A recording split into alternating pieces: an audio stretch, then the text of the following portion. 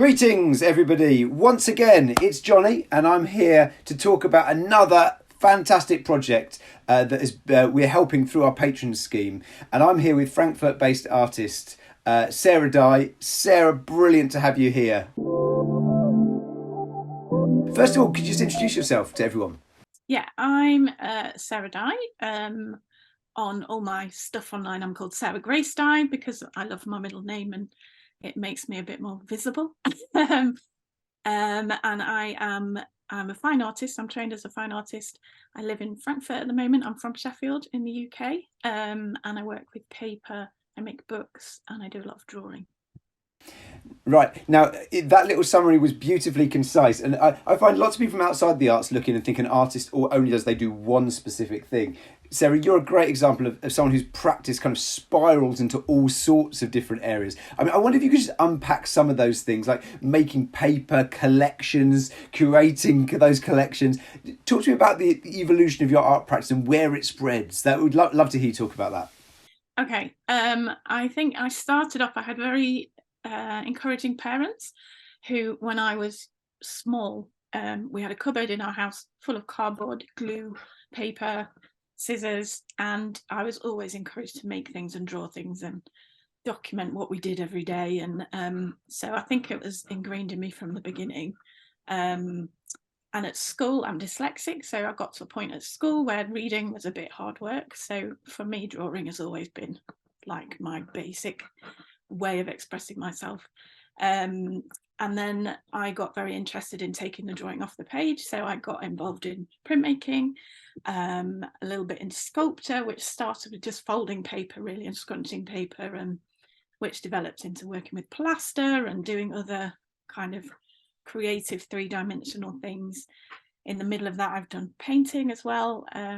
That's just quite a nice, I like documenting everywhere that I go, and that's quite like a little bit of watercolor is a good way of doing that along with the drawing. And then I was a tutor at the Arts University in Bournemouth for several years, and while I was there I learned so much, even as a tutor, seeing other teachers do things. And while I was there I learned how to make paper and I learned bookbinding, and actually those things have become the predominant things in my practice now.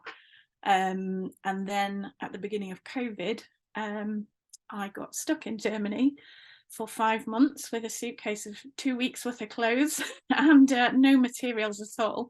So in that time, I had to find a way to create, because I know myself very well. And if I don't kind of create something, whether that's a little drawing or fold something or make something every day, I get really miserable. So I just knew I had to find a way of doing that with no money and no materials. So that's when paper making exploded for me in 2020. And I started making it with everything in the house. So, and it got to the point where the kids in my house would come in and go, right, is that our dinner, or are you making paper? Can we eat it, or is it? And I'd have to explain what was what. And I also at that point started making my own inks out of vegetables and again tea and things in the house. And now that has become completely part of my practice. So I'm a hoarder and a collector by nature. I, Sarah, I love it. I think you're such a great example of like how art process and the complete article, all those words don't even make sense anymore. And as many of us who practitioners know that they all come together.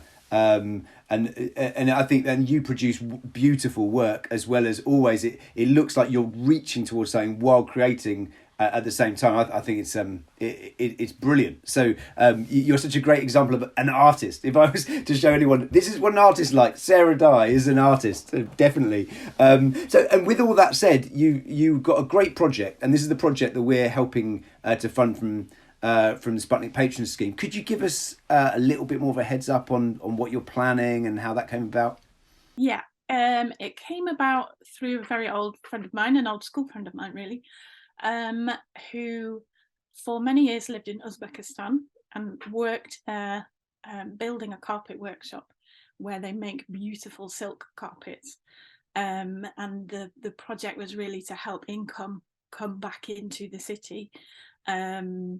and kind of train the local people in their own crafts, really, that had been lost during the Soviet era.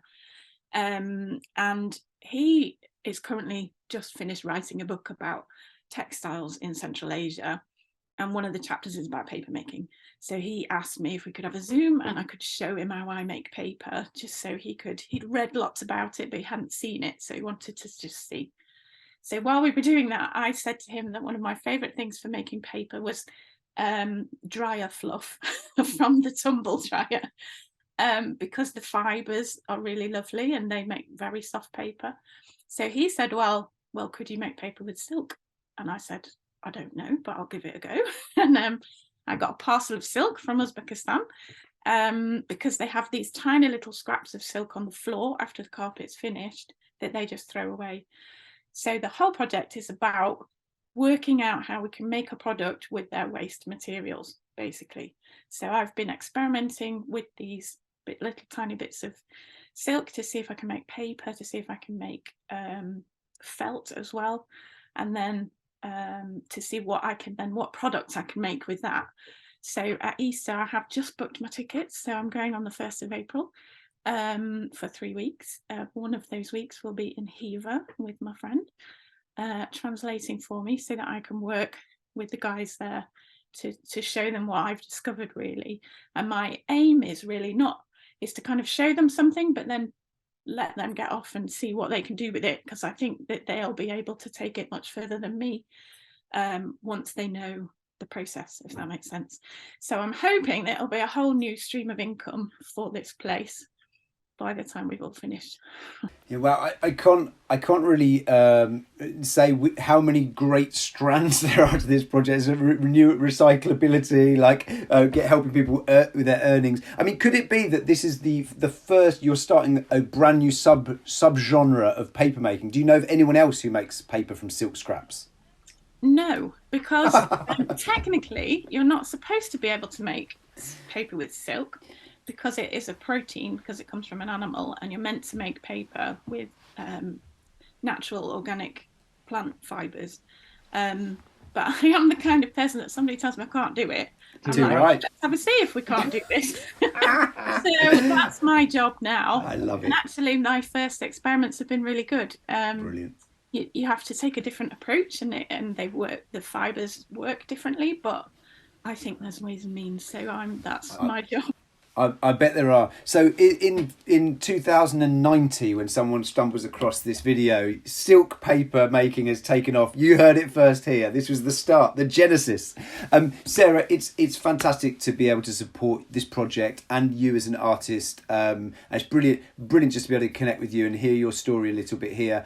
Thanks so much to those who helped make this happen through our patrons scheme. And if you'd like to help make artistic projects by people who are following Jesus happen, you can also do that by giving to our patron scheme as well, and all the details are on our website. We would love to get you involved in projects like Sarah's. Fantastic. So until next time, we will see you later. Bye.